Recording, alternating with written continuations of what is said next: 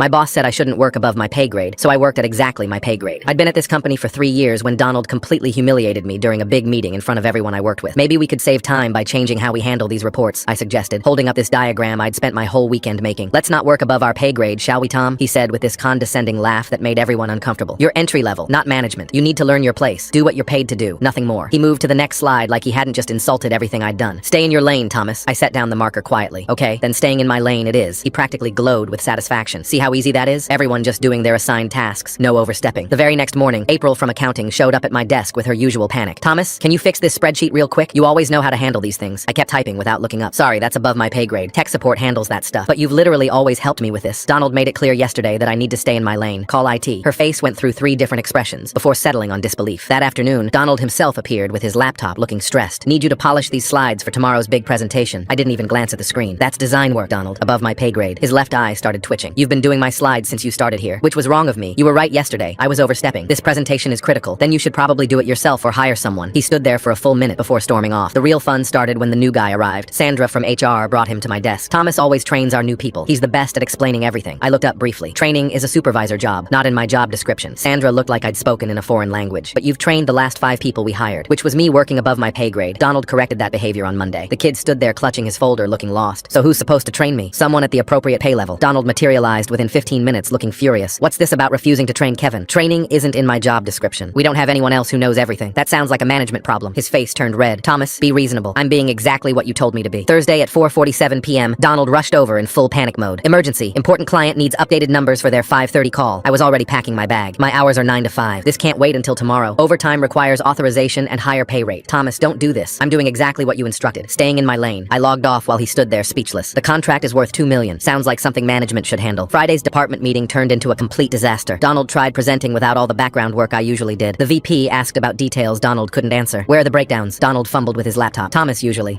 They're being compiled. I thought Thomas did those, Cora said. Thomas is focusing on his core responsibilities, Donald said through gritted teeth, which apparently don't include the 20 other things he was doing, April added, still bitter about the spreadsheet incident. By week 2, everything was falling apart. The printer stayed broken because I stopped fixing it. Reports went out with errors because I stopped checking them. Clients complained about delays because I stopped covering for others. Monday morning, Donald called me into his office with HR present. We need to discuss your recent performance. My performance has been exactly at my pay grade level. You're being deliberately difficult. I'm being exactly what you told me to be. The HR rep shifted uncomfortably. Thomas, we value team players here. Team players who work above their pay grade without compensation? Dead silence filled the room. I'll go back to doing everything tomorrow, at the appropriate salary. Donald's face went purple. That's a 40% raise. That's the difference between my pay and the work I was doing. This is extortion. This is market rate. The HR rep cleared her throat. Donald, if Thomas was performing duties above his level. Donald glared at both of us before finally agreeing.